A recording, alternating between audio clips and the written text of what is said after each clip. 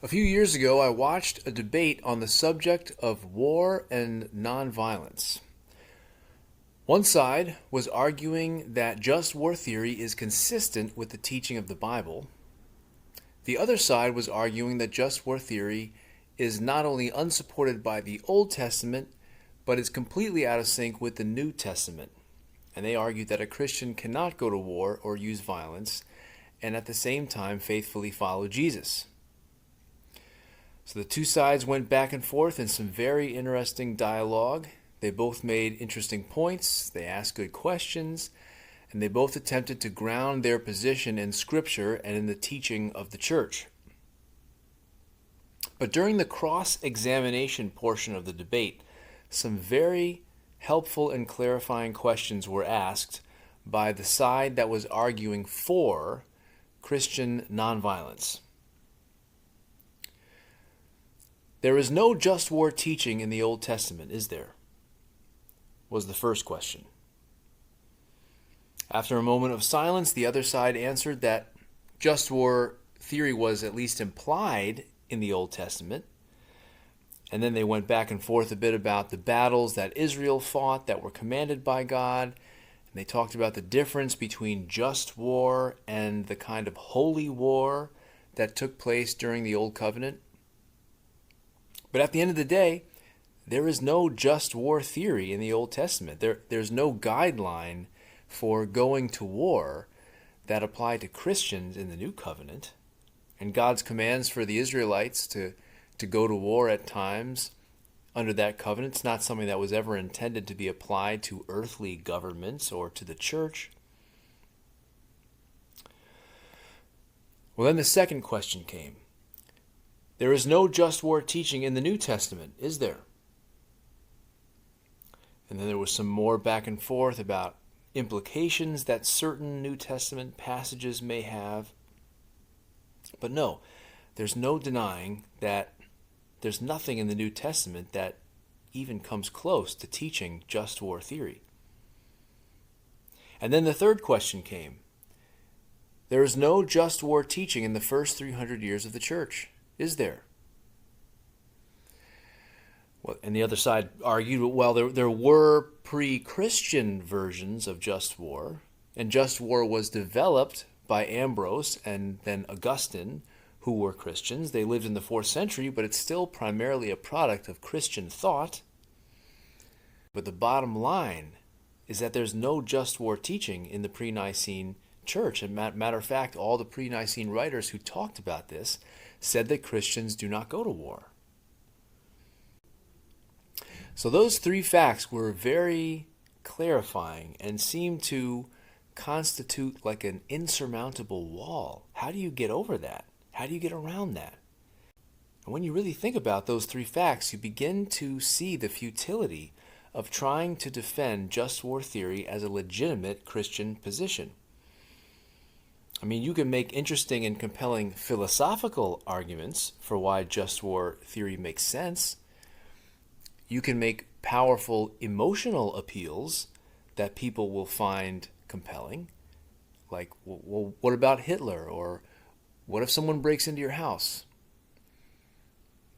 You can make arguments from silence with certain biblical passages that may compel people. Like, well, Jesus didn't tell the centurion not to go to war.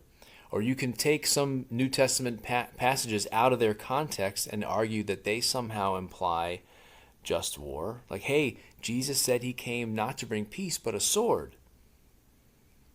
You can do that kind of stuff, but at the end of the day, as much as those tactics might compel many people, the reality is there is no just war teaching in the Scriptures or in the first 300 years of Christianity, and the historic position of the church was one of nonviolence.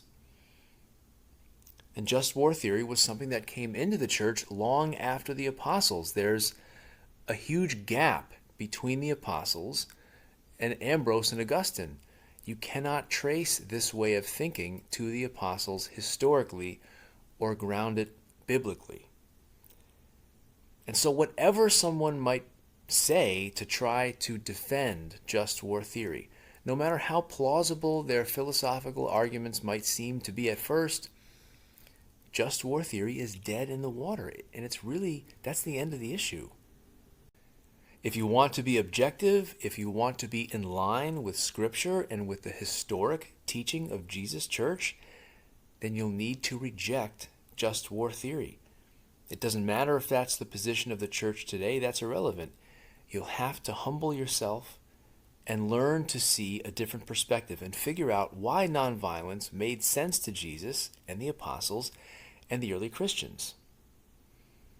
And this might be really shocking and unpleasant for lots of Christians today, because seeing this could mean having to leave your church. It could mean becoming isolated from many of the professing Christians around you. It could cost you some close relationships. And so a lot of believers today have a tremendous incentive to embrace just war theory and not to embrace gospel nonviolence. Well, I think the situation is very similar when it comes to the Orthodox and Catholic position on venerating icons. And there are 3 hard facts that I'm going to present and defend in the next few videos. And I think they are extremely clarifying and helpful in finding out the truth about icon veneration and where it really comes from and when it came into the church. And here they are. Fact number 1, there is no icon veneration taught or modeled in the Bible, Old or New Testament. Fact number 2, there is no icon veneration taught in the pre-Nicene church. And the position of the pre-Nicene church seems to be that they did not use images in worship. In fact, they criticized Gnostics and pagans for their use of images in worship.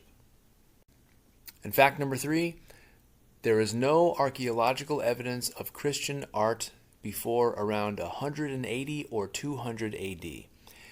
In other words, no Christian art, not even decorative art, in the first 170 years of Christianity.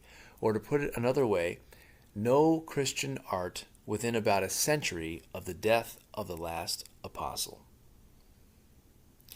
Those are the facts, and they make no sense whatsoever if icon veneration is an apostolic practice, if it's part of the faith of the apostles. Orthodox apologists make some very interesting and powerful philosophical arguments for why the veneration of icons makes sense. They make very interesting analogies. They ask very interesting questions that can stump people and make them say, oh, wow, yeah, that makes sense when I hadn't thought of it that way. Yeah, I see that. And they point to passages of Scripture from the Old Testament and the New Testament that do not even imply that the Israelites or early Christians were venerating icons. But when you put on the Orthodox or Catholic lens and look at those passages through that lens and think about it a certain way, okay, yeah, those passages could seem to maybe support their icon doctrine. You can make it work if you want to, just like lots of Christians can make just war theory come out of the New Testament if they want to. It's all very interesting. It's definitely very compelling to those who are already drawn to the Orthodox Church or the Catholic Church and who would like it to be the one true church, whichever one they're looking into. They would like this to be the case, because then they can have the feeling that they've finally come home to the true faith, and that will give them a sense of completion and security. And the desire for that can make a person lose objectivity and cease to think critically about something like this. But no matter how plausible the arguments might sound, no matter how reasonable the veneration of icons may seem after listening to an Orthodox apologist present their case and trying to see it from their perspective, those 3 facts will still be there, still intact. You can ignore them, but that's not going to make them go away. There's no icon veneration teaching in the Old and New Testaments. There's no icon veneration teaching in the first 3 centuries. And there's no Christian art, not even decorative art, within about a century of the Apostle John. And those facts make it nearly impossible for the Orthodox and the Catholics to be correct in this doctrine and in their interpretation of Scripture. And I think that once someone who's at least trying to be objective becomes aware of these facts, it's going to be very hard for them to come to the conclusion that this is an apostolic practice. They'll have to ignore all of the evidence in order to uphold a tradition that they cannot trace to the apostles historically. And I would say that this is even a worse position than just war theory. I mean, at least with just war, you can actually point to passages in the Bible where God commanded his people to go to war.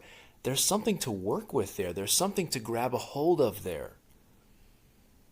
But with this issue of venerating icons, there's nothing to grab onto. I mean, there's nothing in the Scriptures that even resembles making a picture of a dead person and bowing to it and kissing it and venerating that person, showing honor to that person through the image.